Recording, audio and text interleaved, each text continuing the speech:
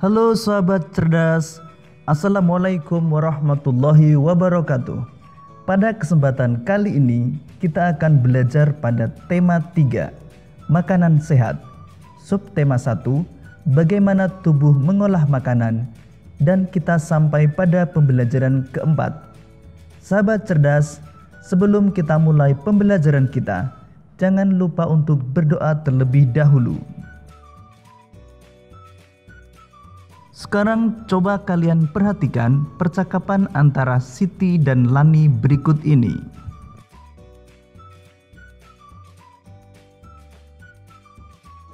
Ternyata tidak hanya buah-buahan yang bermanfaat untuk tubuh kita.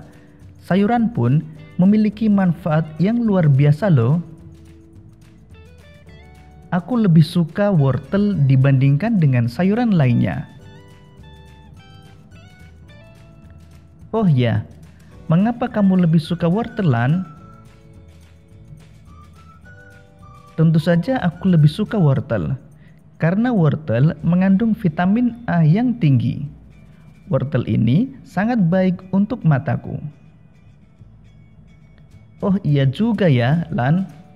Aku jadi ingin lebih tahu tentang wortel dan petani wortel. Sahabat cerdas, sayuran merupakan salah satu jenis makanan sehat.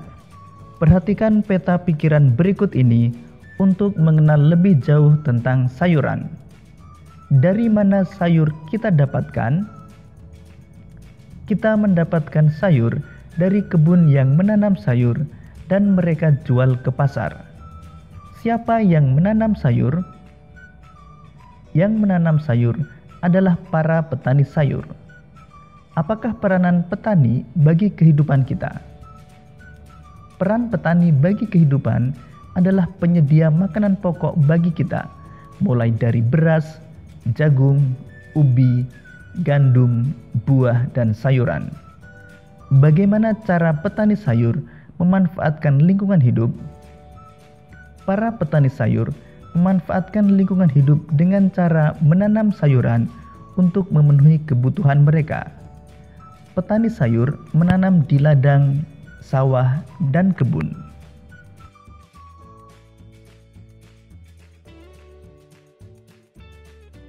Sahabat cerdas, salah satu contoh sayuran yang bermanfaat adalah wortel. Untuk mengenal lebih jauh tentang wortel, mari kita baca bacaan berikut ini. Mengenal wortel. Sayuran termasuk daftar makanan yang harus dikonsumsi setiap hari.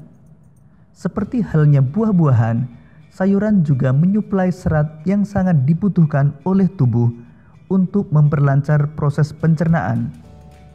Banyak sekali jenis sayuran yang dapat kita pilih untuk dikonsumsi, baik untuk dimasak, dimakan sebagai lalap, maupun dibuat menjadi jus. Dibuat seperti apapun, kita masih tetap bisa merasakan manfaat sayuran bagi kesehatan kita.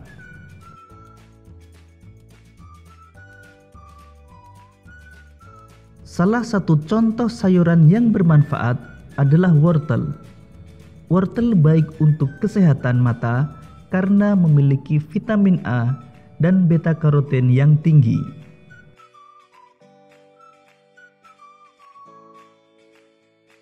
Lalu seperti apakah kegiatan petani wortel yang berada di balik tanaman yang berkhasiat ini? Gede Suwardana adalah salah satu petani wortel di Desa Batunya, Kabupaten Tabanan, Bali, yang membudidayakan wortel jenis lokal. Suwardana memaparkan, selama masa tanam, para petani rutin memberikan pupuk pada awal masa tanam. Menurutnya, pemberian pupuk di awal masa tanam sangat berpengaruh terhadap perkembangan tanaman. Pupuk yang mereka gunakan adalah pupuk organik.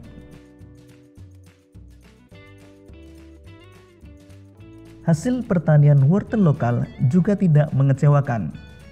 Gede Suwardana menjelaskan bahwa ia mampu memperoleh omset sebesar 2 juta rupiah per bulan dengan harga jual per kilogram sebesar Rp7.000. Untuk pemasaran, Suwardana menjelaskan bahwa ia membawa wortel-wortelnya tersebut ke pasar Baturiti, Tabanan. Di sana, ia bertemu dengan pengepul sayur yang kemudian mendistribusikan wortel-wortelnya ke beberapa daerah di Pulau Bali.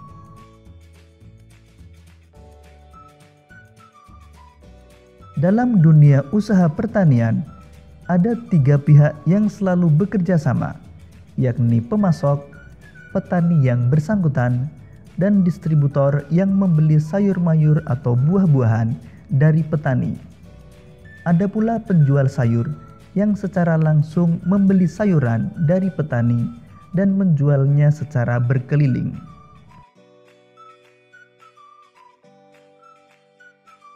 Sahabat cerdas, pada bacaan mengenal wortel, kita menemukan adanya interaksi dengan lingkungan alam dan interaksi dengan lingkungan sosial. Interaksi dengan lingkungan alam antara lain petani membudidayakan wortel dan petani memupuk tanaman wortel. Sedangkan interaksi dengan lingkungan sosial antara lain petani menjual wortel ke pengepul sayur, penjual sayur yang membeli sayuran dari petani, maupun kerjasama antara pemasok, petani, dan distributor. Berdasarkan bacaan mengenal wortel, kita menemukan keberagaman jenis pekerjaan, yaitu petani, pengepul sayur, dan penjual sayur. Sahabat cerdas, keberagaman yang tinggi dapat kita temukan di lingkungan pasar, tempat para petani menjual hasil pangannya. Mengapa demikian? Hal ini dikarenakan pasar merupakan tempat bertemunya pedagang dan pembeli untuk melakukan kegiatan jual beli. Para penjual dan pembeli yang bertemu di pasar bisa berasal dari berbagai suku, agama, dan tingkat sosial ekonomi. Oleh karenanya, diperlukan rasa toleransi dan tenggang rasa yang tinggi agar kerukunan tetap terjaga. Kepedulian masyarakat Indonesia tentang toleransi terhadap keberagaman sudah semakin tinggi. Hal ini dapat kita lihat dari banyaknya iklan masyarakat yang menekankan pada pentingnya toleransi antar suku atau antar agama. Hal ini menunjukkan bahwa iklan bukan hanya mampu dijadikan sebagai alat untuk mempromosikan barang atau jasa, tetapi juga sebagai alat untuk mempromosikan hal-hal positif atau kegiatan-kegiatan yang bermanfaat bagi masyarakat. Berikut adalah beberapa contoh iklan layanan masyarakat yang berkaitan dengan kehidupan bermasyarakat, keberagaman adat istiadat, suku bangsa dan agama. Sekarang mari kita identifikasi unsur-unsur iklan pada kedua iklan tersebut.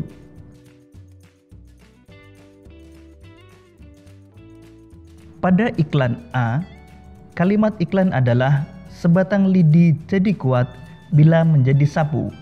Sebuah bangsa menjadi kuat bila tetap bersatu. Mari bersatu untuk maju. Kata-kata kuncinya adalah mari bersatu. Kemudian gambar cukup jelas namun kurang menarik karena hanya berupa gambar sapu yang berlatarkan warna putih.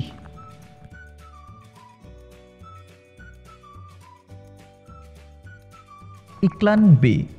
Kalimat iklan, kedamaian ada ketika kita mau menerima perbedaan. Rayakan perbedaan dengan kebersamaan. Kata-kata kunci, menerima perbedaan. Gambar cukup jelas dan menarik. Sahabat cerdas, salah satu keberagaman adalah keberagaman adat istiadat. Tahukah kalian tentang upacara Rambu Solo di Tanah Toraja? Untuk lebih jelasnya, simak penjelasan berikut ini. Sebagai salah satu tempat yang terindah di Indonesia, Tanah Toraja di Sulawesi Selatan yang menyimpan begitu banyak pesona alam dan adat istiadat yang unik dan sangat menarik untuk dinikmati. Berkat kekayaan budayanya yang luar biasa, Tanah Toraja bahkan dimasukkan ke dalam daftar sementara warisan dunia oleh UNESCO pada tahun 2004. Adalah sebuah upacara kematian yang dinamakan Rambu Solo, yang merupakan upacara mengantarkan sanak keluarga yang telah meninggal dunia ke alam baka. Upacara ini biasanya dilangsungkan secara meriah selama berhari-hari serta melibatkan seluruh penduduk desa. Demikian tadi sahabat cerdas pembelajaran kita pada tema 3, subtema 1 dan pembelajaran keempat. Untuk menguji pemahamanmu, kamu dapat mengerjakan latihan soal yang terdapat pada deskripsi video ini. Sampai jumpa pada pembelajaran berikutnya.